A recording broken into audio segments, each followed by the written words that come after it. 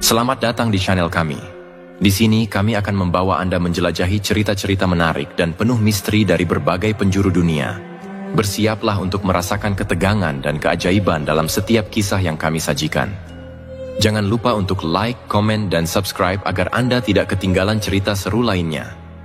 Mari kita mulai petualangan kita hari ini. Bayangkan jika cinta dan ambisi bisa menyeritmu ke dalam dunia yang tak pernah kau bayangkan. Di lereng Gunung Merapi, ada perjanjian gelap yang tak hanya mengubah nasib, tapi juga menuntut jiwa. Ketika Surya memilih jalan pesugihan kawin kontrak dengan jin penunggu gunung, ia tak tahu bahwa hidupnya akan berakhir tragis. Dan Laras, perempuan yang mencintainya, kini harus menghadapi bayangan kematian yang tak bisa dilihat oleh mata biasa. Kisah ini bukan hanya tentang kekayaan atau cinta, tapi tentang harga yang harus dibayar untuk setiap perjanjian dengan dunia gaib. Siapkah Anda mendengar kisah yang tak akan pernah Anda lupakan? Sebelum kita lanjutkan kisahnya, kami ingin mendengar dari kalian. Tulis di kolom komentar dari mana kalian berasal, dan kisah mistis apa yang pernah terjadi di sana agar nanti bisa kita bahas di video-video selanjutnya.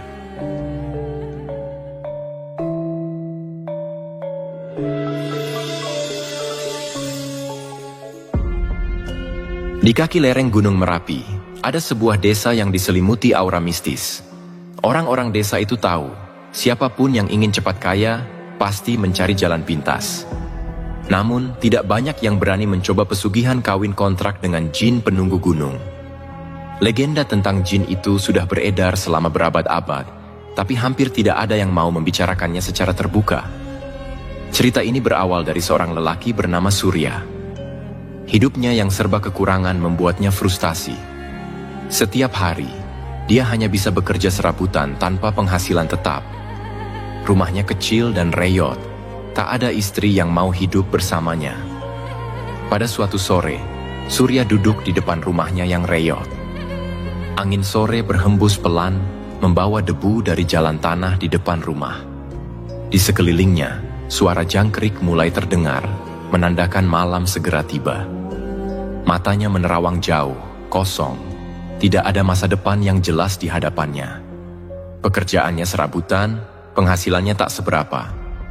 Setiap hari, dia hanya bisa berpikir, sampai kapan aku harus hidup begini? Surya bukanlah pemalas, dia sudah mencoba berbagai pekerjaan, mulai dari buruh tani, tukang bangunan, hingga berdagang kecil-kecilan di pasar. Namun seberapa keras pun dia bekerja, nasib baik tak pernah berpihak padanya. Hutang menumpuk, makan kadang tak cukup, dan rumah yang sudah hampir roboh menjadi saksi bisu penderitaannya.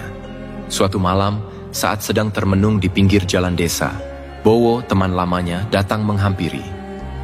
Bowo dikenal sebagai sosok yang cukup misterius. Sejak kecil, dia sering menyendiri dan jarang bergaul dengan warga lain. Tapi belakangan, ada sesuatu yang berubah pada diri Bowo. Dia kini sering tampil rapi, memakai pakaian bagus, dan tiba-tiba saja memiliki mobil serta tanah yang luas di desa. Semua orang heran bagaimana bisa hidupnya berubah begitu cepat. "Kamu lagi mikirin apa, Sur?" tanya Bowo. Suaranya berat namun bersahabat. Dia duduk di samping Surya, menyodorkan sebungkus rokok. Surya hanya tersenyum tipis, lalu mengambil satu batang rokok dan menyalakannya. "Kamu tahu, Bowo, hidup makin susah aja. Rasanya udah gak ada lagi jalan buat aku keluar dari semua ini." Bowo mengangguk sambil menatap kosong ke jalan.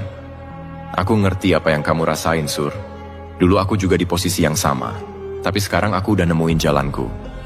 Surya memandang Bowo dengan penuh tanda tanya. "Jalan apa, Bowo? Kok tiba-tiba hidupmu berubah drastis? Aku dengar kamu beli tanah, bangun rumah gede, punya mobil. Semua orang heran, gimana caramu bisa kaya secepat itu?" Bowo tertawa kecil, tapi matanya tak lepas dari Surya. "Semua ada caranya, Surya. Tapi ini bukan jalan yang mudah. Ada harga yang harus dibayar." Surya menelan ludah. Sesuatu dalam nada bicara Bowo membuat bulu kuduknya meremang. "Apa maksudmu?" Bowo menundukkan kepalanya, seolah berpikir panjang sebelum menjawab. "Kamu percaya nggak kalau di dunia ini ada kekuatan lain yang bisa bikin kita kaya dalam sekejap? Tapi nggak sembarang orang yang bisa dapatkan itu." "Kekuatan lain? Maksudmu ilmu hitam?" Surya semakin penasaran. meski ada rasa takut yang mulai merayap. Bowo mengangguk pelan. Ya, semacam itu. Aku nggak pernah cerita ini ke siapa-siapa, tapi aku yakin kamu butuh ini, Sur. Ini bukan pesugihan biasa. Ini lebih dari sekadar ritual atau tumbal. Kamu harus mau kawin kontrak dengan jin. Surya langsung terdiam. Kata-kata Bowo seakan menusuk telinganya. Kawin kontrak dengan jin? Pikirannya berputar-putar, antara rasa ingin tahu dan ketakutan yang mulai menjalar. Bowo, kamu serius? Tanyanya dengan suara bergetar. Kawin kontrak sama jin, apa maksudmu? Bowo mendekatkan wajahnya ke Surya, berbisik pelan. Aku nggak main-main, Surya. Ini adalah jalan pintas. Kamu akan kaya raya dalam sekejap. Tapi ada risikonya.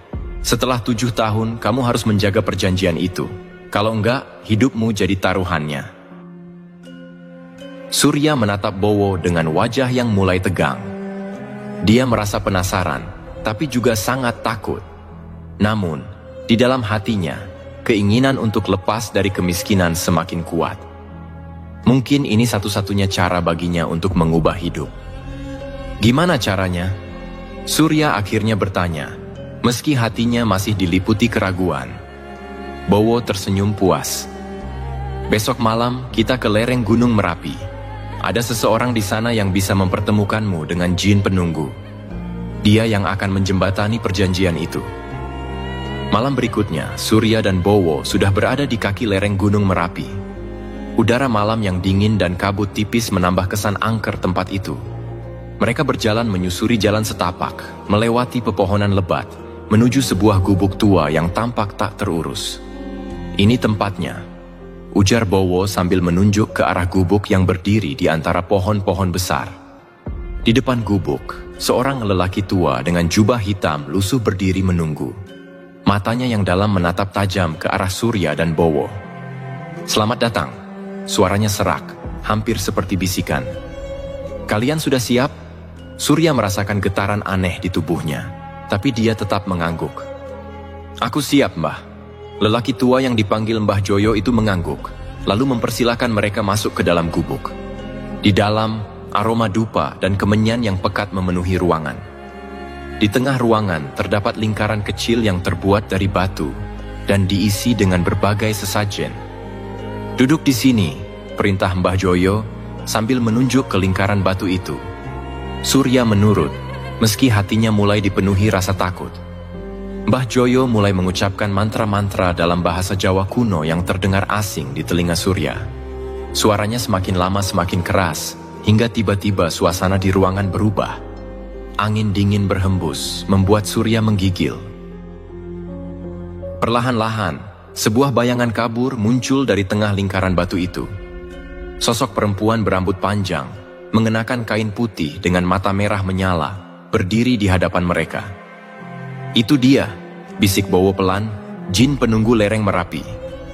Perempuan itu menatap Surya tajam, senyumnya penuh misteri. Manusia, suaranya terdengar seperti gemuruh dari perut gunung. Kamu mencari kekayaan? Surya merasa jantungnya berdegup kencang. Iya, jawabnya pelan, meski suaranya sedikit gemetar. Aku ingin hidupku berubah. Perempuan jin itu mendekat, jemarinya yang dingin menyentuh pipi Surya. Aku bisa memberimu segala yang kamu inginkan, katanya lembut. Tapi ada syaratnya. Kamu harus bersedia kawin kontrak denganku selama 7 tahun. Kamu tidak boleh menikah atau berhubungan dengan wanita manusia selama masa itu. Jika kamu melanggarnya, hidupmu akan menjadi milikku. Surya mengangguk lemah. Dia tahu tidak ada jalan kembali sekarang. Perjanjian itu dimulai. Setelah perjanjian itu, kehidupan Surya berubah drastis. Dalam waktu singkat, dia memperoleh kekayaan yang tak pernah dia bayangkan. Rumahnya yang dulu reyot kini berubah menjadi rumah besar dengan halaman luas. Mobil mewah terparkir di depan rumahnya, dan tanah yang luas kini menjadi miliknya. Orang-orang desa mulai memandangnya dengan takjub, bertanya-tanya bagaimana bisa Surya yang dulu miskin mendadak menjadi orang kaya. Namun, di balik semua kekayaan itu, Surya merasakan kehampaan. Setiap malam, perempuan jin itu datang kepadanya. Wajah cantiknya tampak selalu sama, tapi matanya yang merah menyala membuat Surya merasa tak nyaman. Dia terkurung dalam perjanjian yang tak bisa dia langgar. Surya benar-benar melakukan pesugihan kawin kontrak dengan jin penunggu lereng Gunung Merapi, yang merupakan bentuk pesugihan mistis di mana manusia menjalin ikatan pernikahan sementara dengan sosok jin. Sebagai gantinya, jin tersebut memberikan kekayaan materi kepada manusia yang membuat perjanjian, namun ada syarat dan risiko yang harus dipatuhi. Pesugihan ini dilakukan untuk memperoleh kekayaan dalam waktu yang sangat singkat, namun melibatkan perjanjian dengan jin yang memiliki kekuatan gaib. Peserta pesugihan ini harus siap menghadapi konsekuensi berat jika melanggar syarat yang ditetapkan. Surya harus melakukan kawin kontrak dengan sosok jin perempuan yang menjadi penunggu di lereng Gunung Merapi. Periode kawin kontrak berlangsung selama 7 tahun, di mana selama waktu tersebut, Surya dilarang keras untuk menikahi atau memiliki hubungan dengan perempuan manusia. Jika perjanjian tersebut dilanggar sebelum waktunya, Surya akan menghadapi kematian atau kehilangan segala kekayaannya secara tragis. Selama kawin kontrak, jin tersebut akan sering datang dalam wujud fisik untuk mengunjungi Surya di dunia nyata, dan Surya harus bersedia melayani serta menghormati jin tersebut layaknya seorang istri. Jika Surya melanggar perjanjian atau mencoba memutus ikatan tanpa melakukan ritual pelepasan yang benar, jin tersebut akan mengambil nyawanya. Sebelum melakukan pesugihan, Surya harus melakukan serangkaian ritual untuk memulai pesugihan tersebut.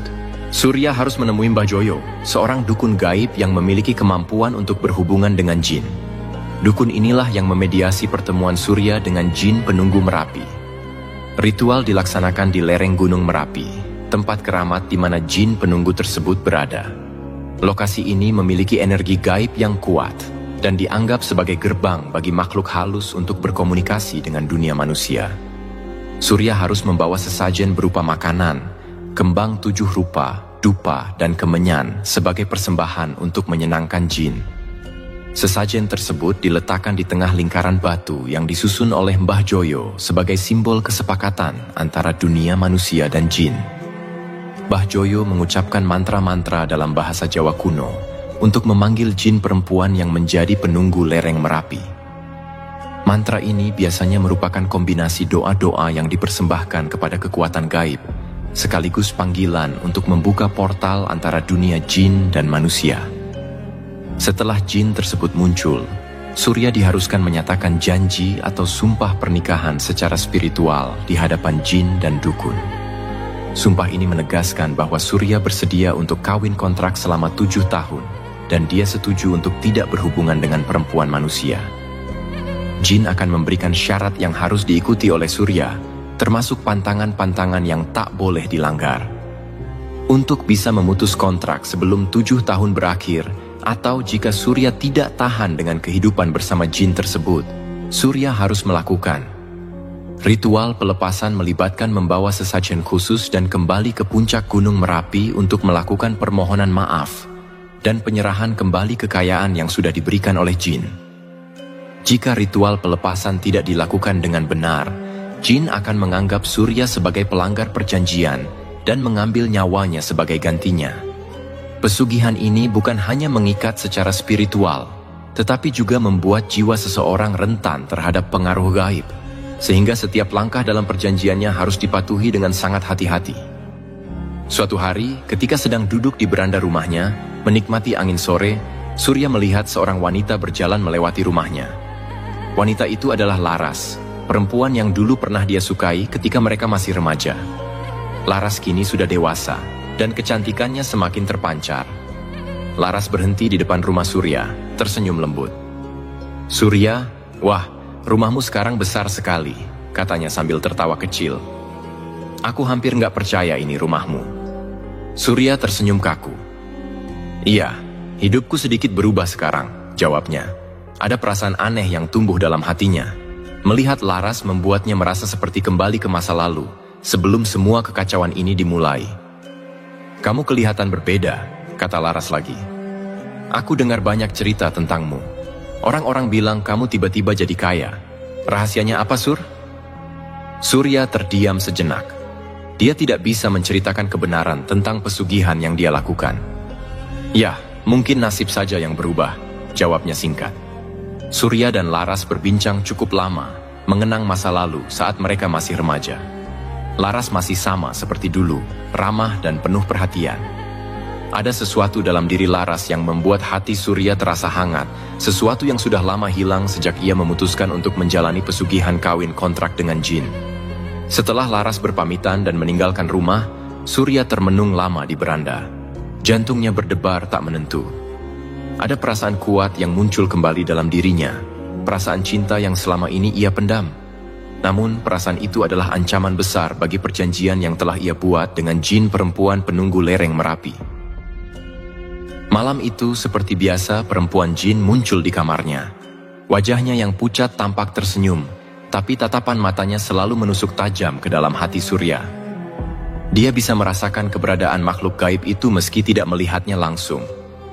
"Kau tampak gelisah," kata jin itu. Suaranya bergemuruh seperti angin di antara pepohonan Merapi. "Apa ada sesuatu yang terjadi?" Surya menelan ludah. "Tidak ada," jawabnya sambil berusaha menjaga suaranya tetap tenang. "Jangan berbohong padaku, manusia," lanjut jin itu, kali ini lebih mendekat. "Aku bisa merasakan ada sesuatu yang mengganggumu. Apa kau melanggar perjanjian kita?" Surya merinding mendengar kata-kata itu. "Tidak, aku tidak melanggar. Aku hanya lelah." Jin itu menatap Surya lama, seolah-olah bisa membaca isi pikirannya. "Ingat," katanya dengan nada mengancam, "kau tidak boleh berhubungan dengan wanita manusia selama masa perjanjian kita. Kalau kau melanggar, kau tahu apa yang akan terjadi." Surya mengangguk perlahan, tapi hatinya tidak bisa tenang. Perasaan terhadap Laras semakin tumbuh, semakin sulit diabaikan. Setiap hari dia berharap bisa bertemu lagi dengan Laras, dan setiap malam dia semakin takut dengan ancaman jin perempuan itu. Dia merasa terperangkap dalam dilema yang menghancurkan dirinya perlahan-lahan. Beberapa minggu kemudian, Surya kembali bertemu Laras di pasar. Mereka berbincang sebentar, dan kali ini Surya merasa tak kuasa menahan perasaannya. "Laras," katanya dengan ragu-ragu, "ada sesuatu yang ingin aku sampaikan." Laras memandang Surya dengan penuh perhatian. "Apa itu, Sur? Kamu terlihat serius." Surya menarik napas panjang, berusaha mengumpulkan keberanian. Aku masih menyukaimu, Laras. Sejak dulu aku selalu punya perasaan ini. Tapi hidupku kacau waktu itu, dan aku nggak punya keberanian untuk bilang. Sekarang, aku merasa lebih baik, dan aku ingin kita bisa dekat lagi." Laras tersenyum lembut, tapi ada keraguan di matanya. "Surya, aku senang mendengar itu. Tapi, aku juga dengar banyak rumor tentang cara kamu bisa jadi kaya mendadak. Apakah itu benar?" Surya terdiam. Pertanyaan Laras bagaikan belati yang menusuk hatinya. Dia tahu bahwa di balik semua kekayaannya, ada kegelapan yang menghantuinya. Tapi perasaannya terhadap Laras terlalu kuat untuk diabaikan. "Kamu nggak perlu khawatir tentang itu, Laras. Aku hanya ingin kita bisa mencoba untuk lebih dekat lagi," jawab Surya dengan suara pelan, penuh harap. Laras tampak ragu, tapi akhirnya dia mengangguk. "Baiklah, Surya. Kita bisa mencoba, tapi aku harap kamu jujur padaku tentang apa yang sebenarnya terjadi." Sejak hari itu, Surya dan Laras semakin sering bertemu. Mereka berjalan-jalan di desa, menghabiskan waktu bersama seperti sepasang kekasih yang baru memulai hubungan. Bagi Surya, momen-momen itu adalah kebahagiaan yang selama ini hilang dari hidupnya. Tapi di balik semua itu, ada ancaman yang terus membayangi. Ancaman dari jin perempuan yang tak pernah jauh darinya. Suatu malam, Surya bermimpi buruk. Dalam mimpi itu, dia berdiri di puncak Gunung Merapi, dikelilingi oleh api dan angin kencang. Di depannya, jin perempuan itu berdiri dengan mata merah menyala, marah dan penuh dendam. "Kau berani melanggar perjanjian kita?" teriak jin itu dalam mimpi, suaranya bergema di seluruh gunung. "Aku akan menghancurkanmu dan mengambil hidupmu." Surya terbangun dengan napas terengah-engah. Tubuhnya berkeringat dingin dan jantungnya berdegup kencang. Dia tahu mimpinya bukan sekadar mimpi biasa. Itu adalah peringatan. Jin itu tahu bahwa Surya telah melanggar perjanjian mereka. Hari-hari berikutnya, kehidupan Surya semakin tidak tenang. Dia merasa diawasi sepanjang waktu, seolah-olah ada mata yang selalu memperhatikan setiap gerak-geriknya. Malam-malamnya dipenuhi mimpi buruk, dan setiap kali jin perempuan itu muncul, suasana menjadi semakin mencekam. Suatu malam, Surya mendengar suara aneh di luar rumahnya. Dia keluar dengan hati-hati, melihat ke sekeliling. Di kejauhan, di bawah cahaya bulan purnama, dia melihat sosok perempuan berambut panjang berdiri di tepi ladangnya. Jin itu, dengan tatapan tajam, menatap langsung ke arah Surya. "Kau sudah melanggar perjanjian, Surya." Suara jin itu bergema di udara malam. "Waktumu sudah habis. Kau akan membayar harga untuk pengkhianatanmu."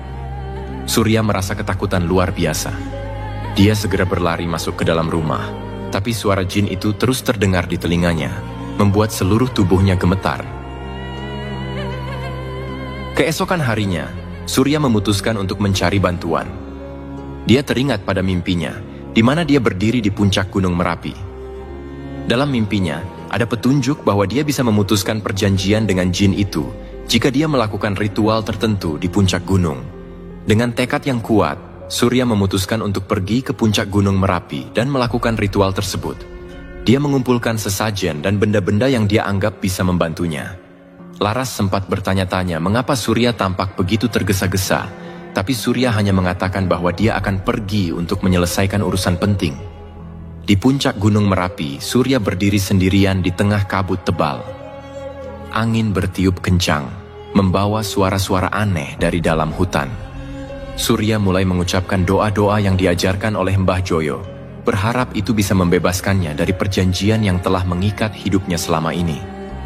Namun, sebelum ritual selesai, sosok jin perempuan muncul di hadapannya. Wajahnya tampak lebih marah dan menakutkan dari sebelumnya. "Surya!" teriak jin itu, suaranya seperti gemuruh. "Kau pikir bisa melarikan diri dariku? Kau sudah terikat oleh perjanjian, dan kau berani melanggarnya."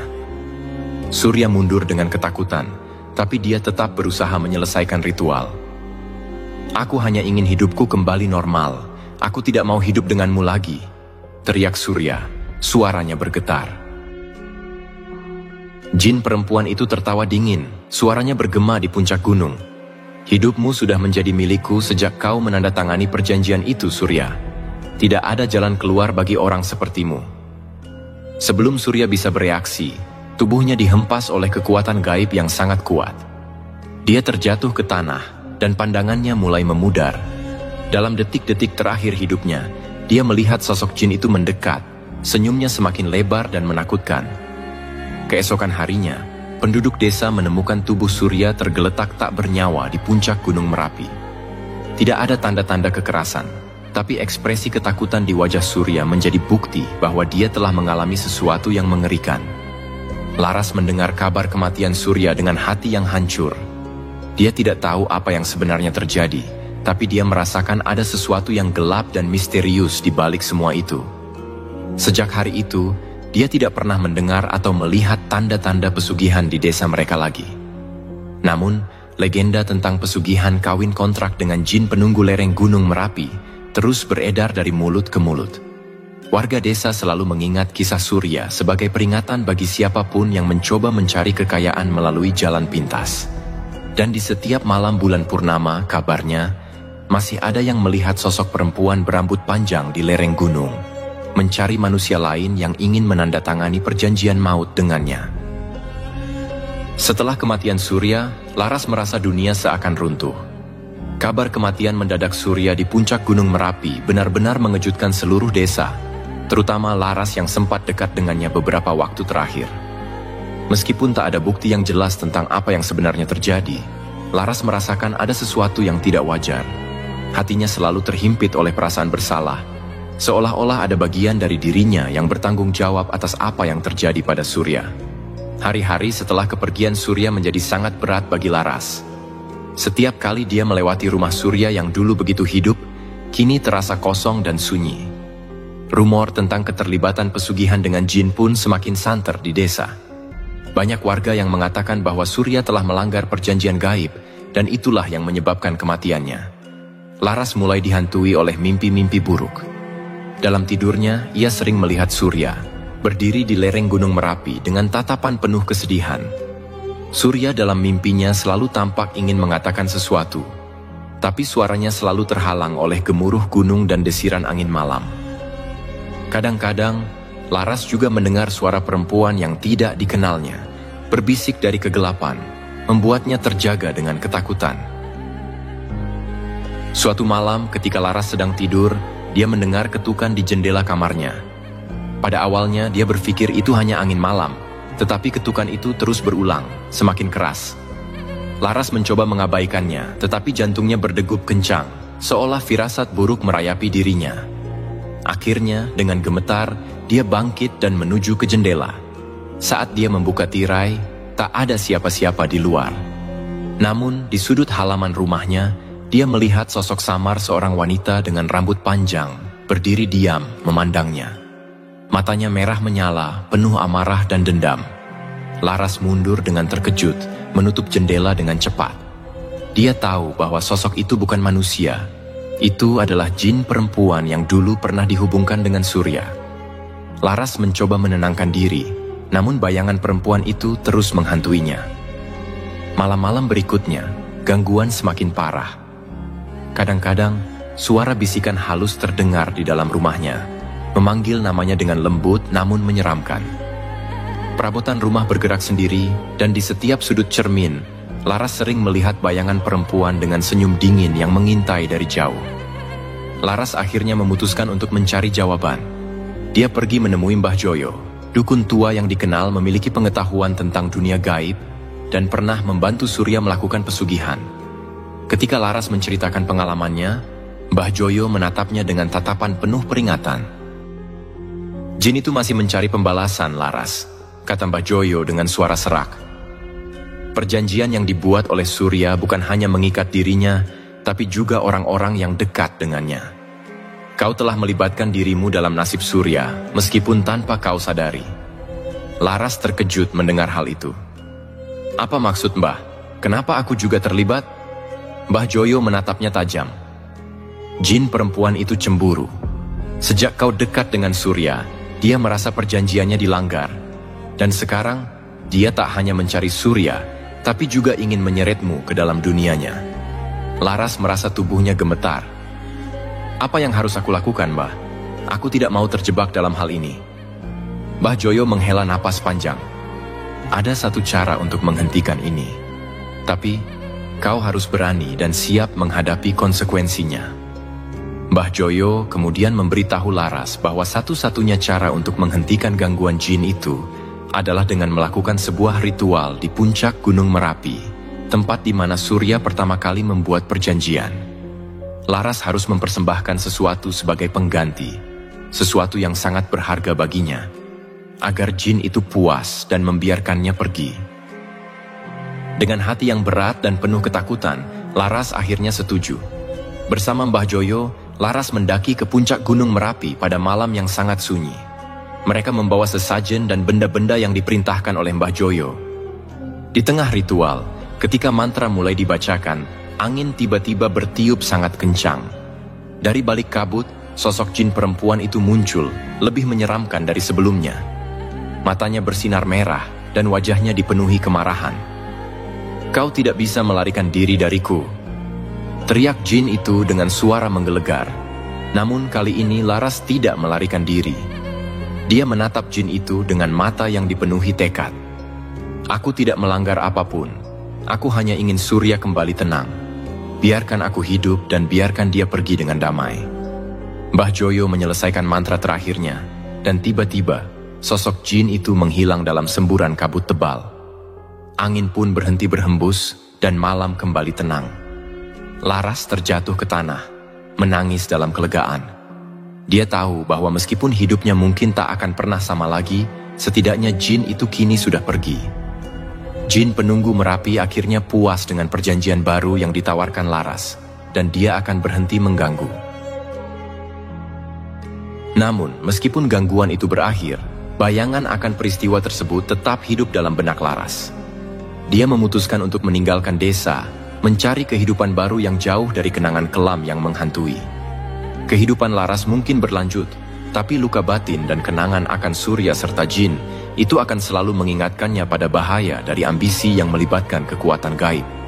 Dan setiap kali dia menatap Gunung Merapi dari kejauhan, Laras tahu bahwa kisahnya hanyalah salah satu dari banyak misteri yang tersembunyi di balik kabut tebal dan keheningan malam di lereng gunung itu. Kesimpulannya adalah, pesugihan, apapun bentuknya, selalu menawarkan jalan pintas menuju kekayaan yang penuh dengan janji manis, tetapi di balik itu ada harga yang sangat mahal.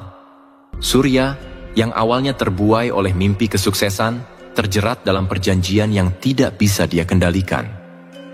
Ketika keinginan dan ketamakan melampaui logika, seseorang akan mudah tergelincir pada keputusan yang salah. Tidak ada kekayaan yang didapat tanpa usaha yang tulus, dan mencoba mengambil jalan pintas dengan hal-hal gaib atau pesugihan hanya akan membawa kehancuran.